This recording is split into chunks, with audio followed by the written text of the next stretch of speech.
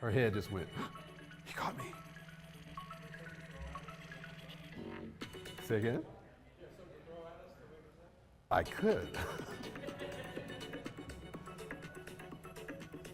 Do I need to do anything as far as live stream on my end, or it's all down there? Okay, cool.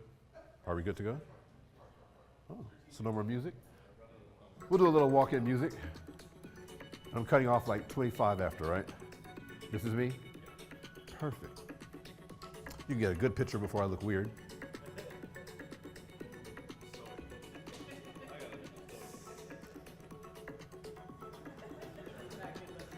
The team is on it, man. The team is on it. You gotta love these guys. All right, we're gonna call that a quorum. Bye-bye club music, sorry. Tab, view. All the time. Actually, I code to this YouTube channel that does like a lot of movie soundtracks, but they take the words out. If I knew the name of it, I would tell you, but it exists. All right, there we go to go. Something like that. Are we good? All right, good afternoon. Ooh, y'all can do better than that. Good afternoon. I am so glad you made it. Hi, I'm Lawrence Lockhart, Senior Developer Advocate with Be Free, and I'm glad that you're here. I'm super glad that you're here because when I looked at the agenda, I realized that at the exact same time that I'm speaking, a little guy by the name of Josh Long is also speaking. He's only like a Java expert and a Spring champion and a Vaadin champion and one of the best presenters in the entire world. And I looked at the agenda, I'm like, Danny, are we beefing? Like, why you put me against Josh? Me and Danny go way back, like 7 years plus. But as I scrolled the rest of the agenda, I realized there's such a high quality of speakers this week, in 2 days. Overlap is just, God bless, God bless. Overlap is just gonna happen, so me and Danny are not beefing, we're cool, love that guy. So let's bring it home to me and you, because I've come to Dallas, I flew to Dallas, Texas with an audacious claim, and I'm here to claim that you don't know JSON. You may think, okay, Lawrence, that's kind of clickbaity, and you're right, I will put some clickbaity stuff in my title, it made you come. But I think there's an element of truth here. I think that while you probably do know JSON, maybe there's just a tool or two we can add to your toolbox to make you an even better developer. Is that okay? Awesome. Now, I love call and response, so feel free to make noise, clap, holler, cry, whatever. No Q&A, unfortunately, because of these guys. Blame them. But you can make responses back to me. I know that you're still with me. Let's get into it. First things first, show of hands. Raise them in the air like you just don't care. Who's a web developer here? Look around at your fellow web developers. All right, cool. So you know how you learn web development, right? It's a pretty standard format. You learn HTML, hypertext markup language. You learn CSS, cascading style sheets. You learn JavaScript.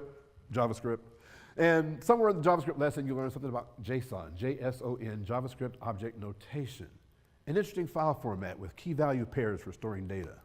You learn the different types that you can use on the value side, and you get really fancy. You start to embed one object in another object, and it's going really cool.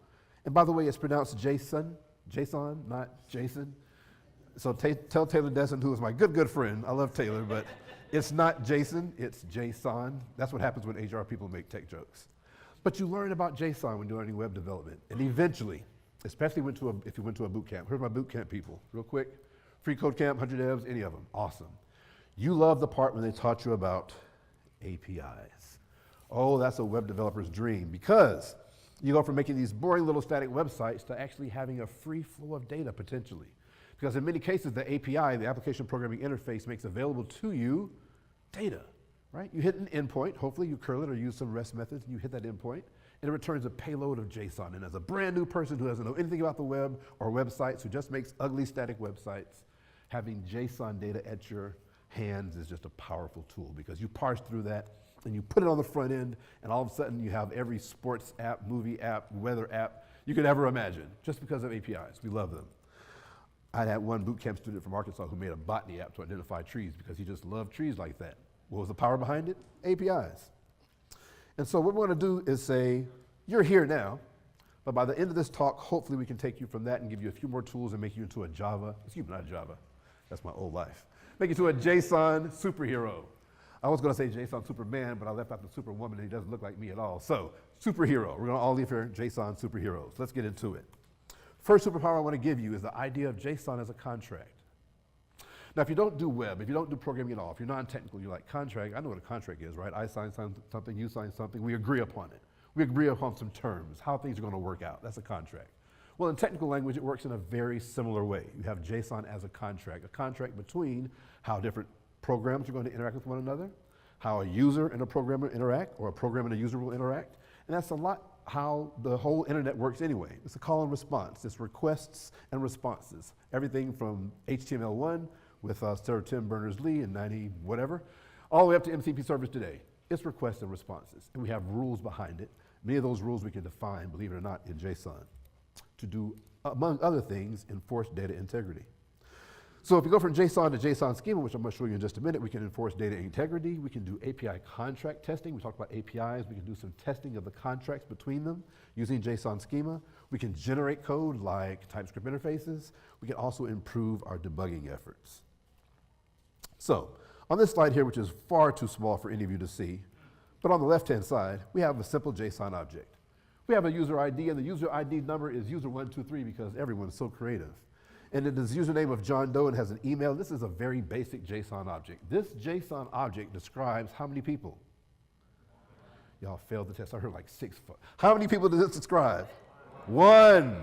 So it's not doing very much for us. It works well. It's perfectly written, but it's not doing very much for us. On the other side, we have JSON schema. JSON schema is a JSON format for describing how you want data to be prescribed. So we've gone, and as you notice here, so the username, for instance, can be a string. The minimum length can only be 3. The email is going to be a string format email. So we've gone from describing one user to describing the future state of every user we deal with. We wrote the contract, just expanding our knowledge of JSON. How many have done that already in your life? JSON schema. Nice. Less than half. I feel like I'm in the right place. All right, let's keep going. So this also, you absolutely cannot see, but this is a very basic Node.js Express app. And what you think about is when I said validate data, right? If you have a JSON schema that validates how the data can be, how it can come in, how it's going to go out, you need to be able to use some method to check that data versus what you're having established in your schema. So if I have a schema that says it's going to be X, Y, Z, and you give me a request that does not match that, how do I invalidate that? Or how do I validate that? What are the methods? Well, we can do it right in the world of JSON because this utilizes an interesting little node module called AJV. AJV stands for a JSON validator, another JSON validator, because it's just another JSON validator and we're so great at naming things. I know the font is tiny, so I kind of parsed it out for you because Mark told me about that last year. Thank you, Mark Texan, that guy right there. And so here we go. At the very beginning, we define our schema. It's going to be of a type object. It's going to have the properties, the username of a type string, email, type string, format email. You can read. I'm not going to read the whole thing to you. That's my schema for this. That's my definition for how things are allowed to work. All right, what can I do with that? Well, this utilizes AJV, which is another JSON validator. It's literally the name of it. So top to bottom, we're going to instantiate our JSON validator instance. We're going to call validate. We're going to name that for the compile method on that. And run that on our user schema, which we looked at just a minute ago. Let me show it to you so you know I'm not lying. Whoop. It's called user schema. All right? And then from there, in our post request and our endpoint, we're going to say, hey, let's just define this Boolean right here. Is valid. And this is going to run that validate method on the body of the request. That's the body of the request coming in from the user. All right? Just run that method on it. And if it is valid, excuse me, if it's not valid, kick it out. Give them a 400 status. Boo. Nobody likes 400 status. Success, false, message, invalid data format. What the hell are you doing? Excuse me. And you show the error message. So if it's not following our schema, we kick it out right here. Very few lines of code. This is using AJV. And if it's good, we can do the similar thing. We'll just go ahead and pass it 201 saying the request has gone through, success message, user created successfully. This is using AJV and JSON schema to validate data or invalidate data long before it gets to your database. Because if you're a web developer, you have to think cyber. You might not be deep cyber with all their tools, but you can be web safe. And these are one of the ways that you can be web safe by sanitizing your data using things like JSON and AJV. So far, so good? Say yeah. That's what I'm talking about. What else can we do? That was your first superpower. So if you didn't have that before, now you have that. Let's do another one. Let's use JQ. Who's used JQ before? 1, 2, 3, 4, 5, 6, 7, 8, 9. 9 out of like 60. That's great. I'm glad I came. JQ stands for, it just stands for JQ. It doesn't stand for crap. I'm sorry. And JQ is kind of like, it's like sed or awk. Where am I saying? Where are the Linux people at? Sed, awk. It's like sed or awk for JSON, which is pretty cool. We can do our sorting, our filtering, our mapping. We can do it right there in the command line. And so before I get to that, let's just do a little coding type stuff. Please. All right, can y'all read that in the back? Is it okay? You better pray before you code live, boy. All right, here we go. So in my coding folder here, I have a lot of stuff. And one of them is a little file called data.json. And it's just 100 random users that I made up for the purpose of you guys, right? And they have an ID, a username, a name, an email, and a Boolean of if they're active or not. Can you see that in the back? You, Jake, yes? Jake from State Farm, yes? Thank you, awesome. That's 100 random users, you caught that. So what can we do with this with JQ? Let's say you're given the task of filtering through this for all the names of the active users, and how many are there? You're given that task right now. Don't say it out loud. How would you do it right now? And it's in JSON format. Well, it's just 100. You could just scroll and just write it down. That's not very programmer-like of you. You can probably write a node script, right? You can write a script, probably about 12 to 15 lines. Call fs, use file sync, filter through it, map through it, check for an error. About 12 lines or so. You can do it in the script. But do we really need 12 lines to just figure out how many people here are active and what their names are? So let's see. So we said cat.json. So let's just pipe that. Oh, by the way, let's make sure we show you how to install this, because it's really complicated to install JQ. I'll make sure you know how to do that. That was a joke. Hard crowd. Hard crowd, boy. All right, it's already installed because of course it's installed. You know I practiced this, right? All right, so let's clear that so it's top of the menu, and we're going to say cat.json, and let's just pipe that to JQ and isolate out. We're going to look at the users array, because this entire data is shown in a users array. So right now, with that one command, I just show you see it has the color coding now. So the key value pairs have been separated. It knows the difference between a string and a Boolean. You see that it kind of has some knowledge about what's going on from that little bit. So let's expand that. Can y'all see the bottom line? Yes or no? The bottom line, yes? Thank you. All right, let's expand that a little bit. So JQ for users, let's just expand that and say, let's just pipe it for the .name property right there. That should work. So that's all the names of the entire list, all 100 names. We don't want all 100 names. We want the one that have been selected as is active as true. So we can just say pipe that to select, because that's one of the methods within JQ. Dot itActive property is active, not itActive, excuse me. And let's say that's true, and then pipe that to name. That should work. Praying with me? Yes. That looks good. And if we want the count on it, we're going to just say what? Let's say Control A to get the beginning of the line. We'll encapsulate this in an array because we have a length method that deals with arrays in the JQ. In the JQ world. So we're going to just say command in, go there, put that in an array, then pipe that to the length method. We just look at it. Cat.json, pipe JQ, users array, pipe to select is active as true. Get all the names. What's the length of those? I don't actually need the name anymore. I just need to know the length, and I don't need that extra single. Boop. That looks good. Oh, it's not. Ah, yeah. Thank you. That's what friends are for. Well, something's weird. JQ users, hold on. Slow down, slow down.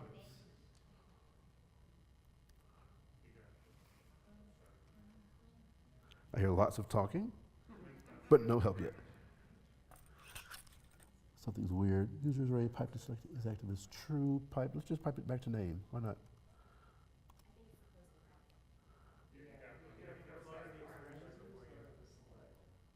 Okay, I'm hearing this person. Somebody said over here. Length outside of this bracket.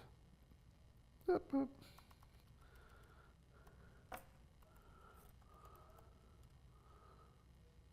No, that doesn't feel right. Okay, so we have an issue, but the number is 55. But it's something I'm just not seeing it right now, and it's hard for me to see because I'm not using my glasses. But trust me when I say that would show a return of 55 if I remember the exact command. But JQ is a very powerful means of going through JSON data. Thank you for the help. I just can't see it right now because I'm going back and forth and it's weird. We're going to go back to our slides. JQ, that's a superpower that you can get that apparently I don't have just yet, but you can get JQ as a superpower. How are we on time? 10 minutes. I'm talking a mile a minute. Look at another superpower. We need another superpower. What happened? Too many superpowers. Calm down the superpowers. Full screen. Next slide. There we go. This scene right here, superpower number 3, JSON as a prompt. This scene right here is from the original Star Wars. And this scene, you got to go back and watch it because Luke and Uncle Ben are talking and they're negotiating with the little guys for a robot. And Uncle Ben starts talking to C3PO, who's clearly sentient. and it can respond to everything. So clearly AI. So I'm just going to start calling him AI. Uncle Ben starts talking to the AI, and everything he asks them, the AI is overly eager with the answers. Like, yes, like, okay, slow down. What about this? He goes, yes, like just overly eager. The AI is just giving all this information, and some of it's right and some of it's not quite right. That might sound a little bit like your experience with AI today, which is interesting because this movie came out in 1977. What did George know about AI? But interestingly, we can use JSON as a prompt. For instance, open Chrome, yes, I trust myself. But do I trust the internet? So this is a 17-second video of a mermaid, clearly an AI video, but it's pretty, it's cool, it's pretty neat. We could describe this in plain text. That's one of the advantages of AI, particularly the smarter it gets, is the ability to use plain text. But this actually was generated with this JSON right here. Now I asked this user if I could use her example and we follow each other, and she said yes, go for it. And so her name is IamEmily2050. She's not paying me, I don't know her outside of the internet, but she uses JSON to describe her videos and her images. And you might think, well, why would I do all that crap? I can just say make XYZ and it does it. Why do I need all that? Well, you don't have to have it, but what do you want to be able to do with it? So by doing this, she gets consistency and be able to do testing. So you can, instead of trying to go through a bunch of paragraphs of text and find out what all you need to change to try to change a single element, she can go to a single key value pair, change only that value, and get a new result, but it's pretty interesting. I think it's so interesting, I tried it myself. Open Chrome, yes, I trust me. I know you can't hear this. The best. I'm gonna let it loop a little bit. Well, this is me. I'm Lawrence D. Codes everywhere. I did this 8 weeks ago. So that video, which I think is pretty decent, is, so let me close it. Close that one, let me close that one. I'm getting there, y'all. That is this, where's a better way to show it to you? Show it to you on Twitter. That is this JSON right here. So I wrote this. And I wanted to see, because like right now, who uses VO3 for their videos? Just playing around doing stuff, whatever. So what is your cap on using VO3? What's the cap right now? Is there limits how much, can you do infinite videos? Not you, Google man. That's Mark Texan, the Google man. I can get 3 8-second videos per day, give or take. Well, what if I want to make a scene? What if I want to make 8 times 3, 24, 24-second scene that the scene is continuous? Well, if I do plain text and I just try to change just the right text, I'm telling you, it's been varying results. Sometimes okay, sometimes not. But if I break down every part of the scene into JSON and I just want to change one element, I just change the value of that one element. And so let's do it live. This might completely fail. If it does, you'll laugh with me. But I'm going to change only the action. And instead of her looking at us and eating a pear, I'm going to say the woman nods happily and places the pear down slowly but naturally. Enter. There's always one. So while that's running, we're going to go back to our slides because this guy also did something cool that I think you should know as a developer. Again, one more time, everybody who codes regularly, raise your hand. Hands down. If you code regularly and AI really screws you up sometimes when you code, raise your hand. Excellent, hands down. This guy too, I don't know his name, I gotta find his name. I promise to find his name. I'll tweet it. But he said, I'm tired of ChatGPT. He uses ChatGPT, I'm a Gemini guy, doesn't matter. He uses ChatGPT and he was tired of getting just these horrible results. So he encapsulated everything he didn't want it to do ever again, put that in JSON, and uploaded that as context. Every possible thing, and you can see, here's how I want the strategy, here's how I want the domain knowledge to come from, and it goes on and on and on. Every way he wanted his thing to code, he put that in his initial context, so all prompts refer to that local context first, then the more vast array of knowledge. Because if you don't do that, then it's going to, and you just say, write me a React function to describe the people in this room. It's going to use all the knowledge it has of React people in a room to give a function. But you can be more specific using JSON, that's one way to do it. Let's see if our video's ready, because that'll be cool. All right, not yet, so we're going to keep on moving. So we've gone through a few superpowers. I'm going to run through this real quick. We've gone through JSON schema, JSON as a contract superpower. We added that to your tool belt. JSON as a query language with JQ. JSON as a prompt. What about JSON as a blueprint as a domain-specific language for your UI? That's a great question. Because I'm not suggesting that you can your React, your Angular, and your Vue and start coding your entire UI in JSON every day. That would be ridiculous. But fun fact, many UIs, many displays that you see don't come through native code like that. They come through systems. They come through programs that have been made for you, content creation tools. And those content creation tools absolutely love JSON. I literally was at I'm not gonna name drop them, but I was at a booth in the Render conference, one of my other conferences I love so much, and their booth said, we don't care if you're using React, Angular, or Vue, we speak JSON. And it just made sense, because when you get down to that, it's not getting closer to the middle, don't think anything crazy, but it's just a file extensible format that is very flexible, and you can do a ton of things with it. So think about having JSON as your input. You put it into some system, some box, some magic box, and out comes a perfect UI every time. That can be extended in multiple ways and extended across languages and across frameworks. Well, I happen to know a company that tends to do that very well, and they're called BeFree. Hence the shirt and the socks and my team with the cameras. So, yeah, shout out to the team, shout out to the team. I have 3 minutes. BeFree is the hands down best email editor on the planet, period. It comes in 2 forms, as an app as well as an SDK. The SDK, Software Development Kit, can be embedded in your current application. So you, who is it? Somebody here is starting a startup. Who has a startup? You're starting a startup. Eventually you're gonna need to reach your email users at scale. You don't want ugly plain text emails. You want it to be nice and professional, like Best Buy when it comes to your email, or whatever, Office Depot, those nice glitzy emails that actually make you click. And you're like, why did I click that crap? They know what they're doing. And very often they're using the BeFree SDK because we offer it as a white label solution, which means SaaS companies can get our SDK embedded in their app. You put your own branding on it, they never even see us. We want you to make the money. We want you to be our customer, and thousands will be your customer. That's how the SDK works. Well, what the hell does that have to do with JSON? Great question. I heard it in the back. I heard you. This is what's called simple schema. It has a lot to do with it. This is just one example. So we have a very robust schema of JSON that describes every possible element, for instance, to describe an email, a landing page, or a web notification, a pop-up. Very complex. Great for describing UIs, not so great for training AI, because everything is AI and AI is everything now. So we have to think about AI. We've been thinking about that for a while now.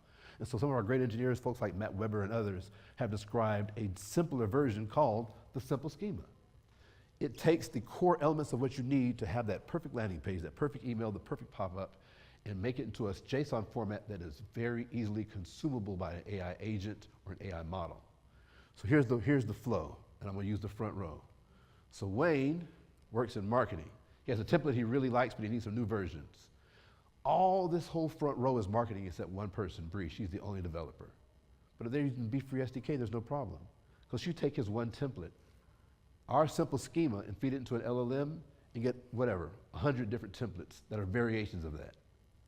And then she'll feed it into our API. We talked about APIs. We have an API called, within our content services API, we have one called the simple to full. She'll take that and it will take the simple schema for those 100 templates and turn it into the JSON that's used by our editor. Now she can take those 100 templates and give it to the entire marketing team, and they can work on all those different versions without having to know code herself. She can run the whole thing as a single person dev because we leverage JSON and we leverage APIs. I have 1 minute left. And as you see here, the Content Services API alone does so much, right? You can input JSON, output JSON. We have co-editing features that work on a JSON patch. Like there's JSON everything in what we do. We really leverage it, and it works super, super well. Let me take a quick break to see if my movie's ready, because, what's up with the Wi-Fi? Ghetto Wi-Fi. Y'all tell Danny. All right, I'm running out of time.